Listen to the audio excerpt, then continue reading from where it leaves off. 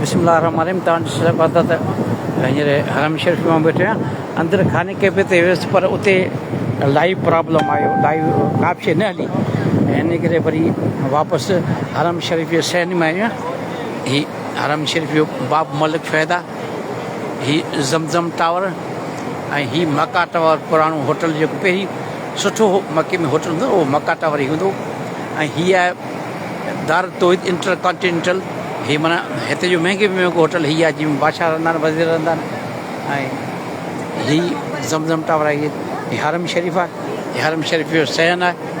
ऐं ही नओं मलिक अब्दुल्ला हरम शरीफ़ जी तोसी कराई ॾाढो बहितरीनु कयो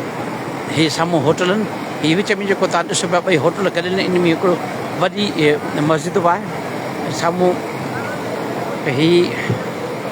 आहे जबल उमर ते ठहियल आहे नंबर जी अलबेग वग़ैरह आहे ही तव्हां ॾिसो विच में ॿिन्ही जे जब अलबेग वग़ैरह में ऐं अलबेग त हिन सभिनी में आहे हाजी सवर हलनि पिया अलाह पाक जूं जा लखें शुकरान रब करीम जा हर मुस्लमान ते हाणे घणी अहसान ख़ुशि ऐं पंहिंजी ॻाल्हि कंदुसि अलाह साईं जा लख अहसान बार बार पंहिंजे दर जी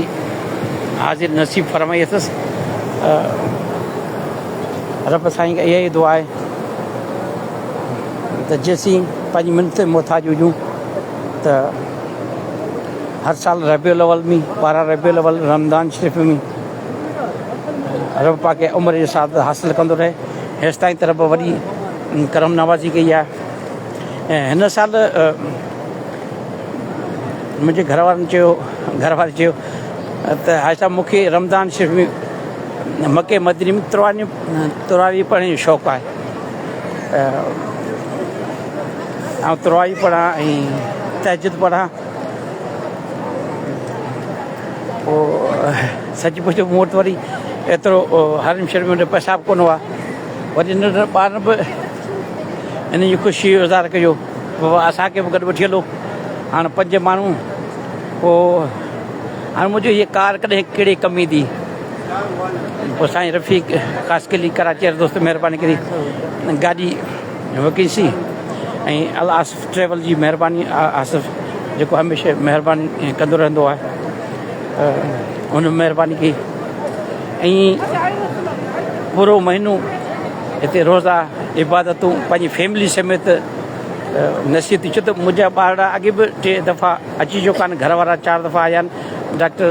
आयाद वॾो उहो बि 4 दफ़ा आयो आहे उन हज बि कयो आहे घर वारे हज बि कयो आहे अलहमदिल्ला ऐं ॿार 3 दफ़ा 2015 में आया हुआ उमिरि ते पोइ न अची सघियो आहे ऐं हिन साल उन चयो त असांजी हाणे उमिरि वॾी थी आहे त नंढड़ा असांखे वठी हलो पोइ रब पाक महिरबानी कई अलाह साईं वॾी करम नवाज़ी कई मन रब जा अणगणिया अहसान जे मालिक पंहिंजे दर ते घुरायो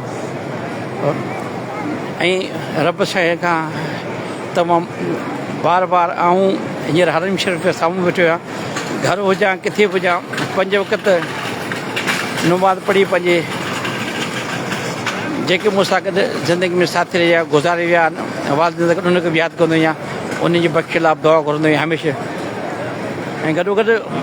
पंहिंजे औलाद बचनि सां गॾु मिटनि माइटनि सां गॾु ख़ासि तौर ते असांजा उस्ताद बरादी ऐं हिन वक़्तु ख़ुशि तौर ते सिंध सां वॾी सिंध जे माण्हुनि सां वॾियूं ज़्यातियूं पियूं थियनि सिंध सां ज़्यातियूं पियूं थियनि उन जे बारे में घर वारनि असां बार बार मस्जिद नबी में खाने में दुआ घुरी या रब्बुल आलमीन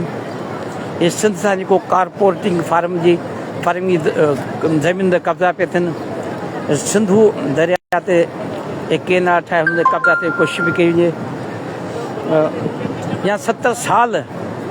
सिंध सां जेको वेधन थियो आहे ज़ुल्म थियो आहे जेके बि कुदरती ज़ख़ीरा आहिनि या कुदरती सहूलियतूं आहिनि गैस आहे तेल आहे बिजली आहे सभु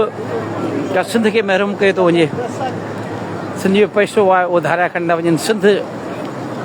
जा माण्हू सिंध अंदरि वेगाड़नि पिननि पिया राति जो ॾुखियुनि हालतुनि में गुज़ारनि पिया त तव्हां पाकिस्तान जे पंजाब सूबे में जो सरहद सूबे में जो तव्हां इहो न लॻंदो को पाकिस्तान आहे, तव्हां सम्झो यूरोप जो, पर सिंध जो तव्हां पैसो सॼो सिंध जो आहे। सिंध जी दिलि कराची उहा कमाए थी, उहो पैसो ॿिया खणी था वञनि। अलाह कॾहिं असीं अलाह पाक बसि रब पाक ई मदद कयोसीं त अलाह जे महबूब पर चवण जो हज पाक सिंध मूंखे थधिड़ी अचे थी, उहा अॼु सिंध ॾाढी ॾोकारी आहे। रब करी मूंखे दुआ आहे सिंध जा माण्हू सिंध ख़ुशहाल रहे, पाणी में ॿधी इतफ़ाक़ कनि, ऐं जेके सिंध जा वासाल आहिनि उहे सिंध ते ख़र्चनि, सिंध जी नौकरी सिंध जी माण्हुनि खे मिलनि, सिंध जी ज़मीन ते सिंध जो हक़ आहे। उहो अलाह पाक वहद उला शरीक आहे, उहो पालणहार आहे, उन जे अॻियां ॿारहं पिया इनशाअल्लाह अलाह जी पूरी कंदो। उन खां पोइ पूरी दुनिया जी तरक़ी राज तइलीम आहे, ऐं पूरी दुनिया में प्राइमरी उस्तादनि खे प्राइमरी तइलीम खे वॾी सहूलियतूं ऐं तरक़ियूं मिलनि। पर सिंध जी प्राइमरी तइलीम, सिंध जो प्राइमरी उस्ताद सूरनि में गुज़िरियल 70 सालनि खां सिंध जे प्राइमरी उस्ताद जे मथां सिर्फ़ु तजुर्बा कया वञनि था। अरबूं डॉलर ॿारहं डोनेट इदारा ॾियनि था, USA वारा ॾियनि था, UK वारा ॾियनि था, यूरोपीय यूनियन वारा ॾियनि था। अरबूं डॉलर उहे सिर्फ़ु कागज़ में ॾेखारे वञनि था, ऐं मुख़्तलिफ़ NGOs जे हवाले करे हथियार जूं ट्रेनिंगूं, इहे सभु शयूं, ऐं हथियार था तजुर्बा करे उहे पैसा हड़प पिया था वञनि। सिंध में अहिड़ा महकूम ठाहे आहिनि तइलीम खाते में, जेके RUC आहे, ऐं ॿियो हींअर वरी आहे लाइसेंस पॉलिसी लाइ स्टीटा ठाहे अथनि। जेके बि इहे इदारा आहिनि, जेके पाइट ट्रेनिंग जो इदारा, इहे सिंध एजुकेशन फाउंडेशन आहे, इहे रब्बुल आलमीन इहे सिंध जे उस्ताद जे सिंध तइलीम खाइण जे लाइ तवहाईअ लाइ ठाहे आहिनि। सिंध जो उस्ताद उहो ई सूरनि में आहे। सिंध जे प्राइमरी उस्ताद जो को बि जाइज़ कमु रिश्वत खां सां नथो थिए, चाहे DO हुजे, चाहे डायरेक्टर हुजे, चाहे सेक्रेटरी हुजे, को बि बसि उस्ताद रिटायर थो थिए उनखे पैसा था भरणा पवनि। उस्ताद जी सिंध जे प्राइमरी उस्ताद जूं तरक़ियूं बंदनि। सूबाई पहिरियों दफ़ो सूबाई वज़ीर तइलीम असदा बार वाइदा कया आहिनि, या रब्बुल आलमीन तव्हां सिंध जे उस्तादनि खे 17 अणु 19 ॾिनसि, ऐं इनिशियल अपॉइंटमेंट खां रेगुलर कंदुसि। हाई कोर्ट फ़ैसिलो ॾिनो, उहे रेगुलर थिया, पर ॿिया वेझा उस्ताद अञा ताईं परेशान। काफ़ी उस्ताद रेगुलर सिंध जी आर्मी आसिरे में वीचारा गुज़ारे विया आहिनि, उन जूं नियाणियूं, उन जी वनियूं, उन जा ॿचड़ा अञा आसिम आहिनि। त 10 साल रेगुलर थी विया उस्ताद, उनखे बि उनजो हक़ मिली वेंदो हुयो। त आउं खाने खे बि मां अपील थो करे सूबाई वज़ीर तइलीम सिंध खे, सेक्रेटरी तइलीम खे, वज़ीर सिंध खे, त ख़ुदा सिंध जे प्राइमरी उस्तादनि खे जेके 2002 खां भर्ती थिया आहिनि उनखे इनिशियल अपॉइंटमेंट खां रेगुलर करियो। हींअर तव्हां 60,000 उस्ताद रेगुलर भर्ती कनि, बहितरीनु कमु आहे इन ते, अहिड़े क़दम खे साराहिजे थो। पर सिंध जे उस्ताद प्राइमरी उस्ताद वीचारा सूरनि में आहिनि। असां हितां हरम शरीफ़ मां गुज़ारिश था करियूं त सिंध जे प्राइमरी उस्ताद जेके कयल वाइदा आहिनि उहो वफ़ा करियो, सिंध मां रुश्वती खोरी ख़तमु करियो, ऐं सभु सिस्टम ऑनलाइन करियो। जेकॾहिं तव्हां हाज़िरियूं ऑनलाइन था करियो त पैसा बि उनखे ऑनलाइन ॾियो, GP बि ऑनलाइन ॾियो, हर शइ ऑनलाइन ॾियो। DO डायरेक्ट हिकिड़ी भली ॻाल्हि कई आहे सूबाई वज़ीर तइलीम, त जेके बि इंतिज़ामी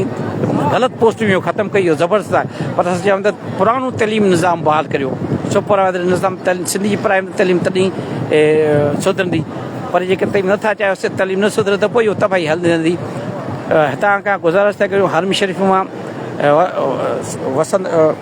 वस वारनि खे त सिंध जे स्कूलनि में जेके कैंपस क्लस्टर हब पॉलिसियूं जोड़े सिंध जे प्राइमरी उस्तादनि खे 17 सालनि खां तव्हां ग़ुलाम पढ़ाए रखियो आहे। ख़ुदा इहो तजुर्बा नाकाम। सिंध जे प्राइमरी उस्तादनि खे वधि खां वधि सहूलियतूं ॾियो, मराहतूं ॾियो, ऐं इनशाला जेके सिंध में जेके ॿार नियाणियूं स्कूल न थियूं आहिनि, असां राति ॾींहुं तबियत करे उनखे स्कूल में आणींदासीं। ऐं आउं उस्ताद बरादरी खे बि गुज़ारिश कंदुसि त ख़ुदा आउं हरम शरीफ़ में साम्हूं वेठो आहियां। मूं पंहिंजी 1993 में तलकी सदारत कढी अॼु ताईं पंहिंजे ज़हन ज़मीरी मुताबिक़ उस्ताद जी ख़िदमत कई आहे। राति ॾींहुं मूं घर खे एतिरो टाइम न ॾिनो पंहिंजे बचनि खे जेतिरो मूं सिंध जे प्राइमरी उस्ताद जे ॾुखनि सुखनि में गुज़ारियो। ऐं मूं पंहिंजे बचनि जी रोज़ी मां करोड़नि रुपया सिंध जे उस्ताद जे मथां ख़र्चु कया। ऐं उन बदिले मूंखे हिन अलाह पाक घर जे साम्हूं वेठा मूंखे हेॾियूं इज़तूं मिलनि थियूं उस्तादनि जूं, इहे मुंहिंजे लाइ काफ़ी आहिनि। दुनिया में पैसो कुझु न आहे, दुनिया में इज़त सभु शइ आहे। मुंहिंजी ख़्वाबु आहे हारून शरीफ़ अॻे वठियो आहे त सिंध जो प्राइम उस्तादु ख़ुशहाल हुजे, सिंध ख़ुशहाल हुजे। ऐं उनजे लाइ हिकिड़ो अर्ज़ु कंदो हलां त मूं बार बार लॉन्ग मार्च कया, तहरीकूं हलायूं, उनजे करे जॾहिं उस्ताद खे तक़ीद मुदे सां तॾहिं थो हलायां। लाज़िमी आहे त हर तहरीक कामयाबु थिए, पर पंहिंजे वजूद खे बरक़रार रखण जे लाइ ऐं पंहिंजो पाण खे जो अहसासु महसूसु करण जे लाइ त असीं उस्ताद बि आहियूं, इहे तहरीकूं लाज़िमी हूंदियूं आहिनि। पोइ दोस्त हर भरू मूं त तनक़ीद कंदा न हुआ, उन जी मर्ज़ी आहे, मूं करे इन खां चवंदो न आहियां वरितो। हाणे हर शहर में साम्हूं ॾिसे किथे तनक़ीद कोन कंदुसि, पर आउं इहो ज़रूरु चवंदुसि त हाणे पाकिस्तान अची इनशाला मुंहिंजी 10 तारीख़ ते 10 तारीख़ सुबुह जो ख़मीस जो 7:30 बजे सुबुह जो जिते खां सऊदी अरब जी फ्लाइट आहे, ऐं इनशाला उते हफ़्तो दोस्तनि सां मुलाक़ात करे पोइ मिनिस्टर साहिब ऐं सेक्रेटरी साहिब सां मुलाक़ात कबी त असांखे सर्विस स्ट्रक्चर नोटिफिकेशन ॾियो, इनिशियल अपॉइंटमेंट जो नोटिफिकेशन ॾियो, जेके असांजे मथां ग़लति पॉलिसी मड़ियूं प्राइमरी स्कूलनि में प्राइमरी उस्तादनि खे हेडमास्टर करियो, ऐं जेके प्रोमोशन तव्हां पोस्टूं पर कयो न, हेडमास्टर सीनियर हेडमास्टर जी पोस्ट, उहे प्राइमरी उस्तादनि खे जेके क्लस्टर तव्हां ठाहियो पिया, उहे असां चओ था त प्राइमरी उस्ताद ई उन जा हेडमास्टर हुजनि, ऐं ॿिए खे असां कॾहिं बर्दाश्त कोन कंदासीं। ऐं मुंहिंजी कोशिशि हूंदी त हरू भरू बजाए फ़सादनि जे बजाए झेड़ी जे असां मसइला हल कयूं, असां कोशिशि कंदासीं त मोहबत सां मसइला हल थी सघनि था। ऐं उन लाइ मूं सेक्रेटरी सर्विसिस ग़ुलाम अली ब्राह्मणी साहिब खे बि रिक्वेस्ट कई आहे, सेक्रेटरी एजुकेशन ज़ाहिद अब्बास साहिब खे रिक्वेस्ट कई आहे, सेक्रेटरी एजुकेशन एडिशनल सेक्रेटरी खे रिक्वेस्ट कई आहे आशिक़ हुसैन साहिब खे, ऐं उन सां गॾोगॾु मूं मदीनी पाक मां ऐं मके पाक मां सूबाई वज़ीर तइलीम खे बि रिक्वेस्ट कई आहे, ऐं सरदार शाह साहिब जे PS मुंहिंजे हलीम सूमर खे बि रिक्वेस्ट कया त सिंध जे प्राइमरी उस्ताद लाइ रहम करियो, मके मदीने मथां अपील थो करियां त असांजा जाइज़ मसइला मुतालबनि हल करियो। सभु करे साईं ख़ुशि ख़ैर तबियत ठीकु आहे, साईं ख़ुशि ख़ैर साईं ख़ुशि नालो ॿुधायो साईं? अब्दुल फ़हीम ॼामड़ो PhD ते तव्हां? अब्दुल फ़हीम ॼामड़ो PhD साईं तव्हां? हे टे उस्ताद इहे तव्हां ॾिसी सघो था। इतफ़ाक़ न हरम शरीफ़ मां हींअर लाइ वई आहियां, मूंखे मिली विया आहिनि, बसि तव्हांखे दुआ आहे रब जे दर त सिंध लाइ सिंध जी उस्ताद बिरादरी जे लाइ ख़ुशि दुआ घुरो त ख़ासि करे असांजे सिंध जहिड़ी वॾी तकलीफ़ में आहे न, सिंध सोरनि में आहे। हे दोस्त हुआ शायदि फैमिली समेत आयल आहिनि, हाणे इनशाला 10 तारीख़ ते मोटी अची दोस्तनि सां गॾिजाणी कोठा बि सिंध लेवल जी, ऐं दोस्तनि सां सिंध लेवल जी गॾिजाणी कोठा आहे, ऐं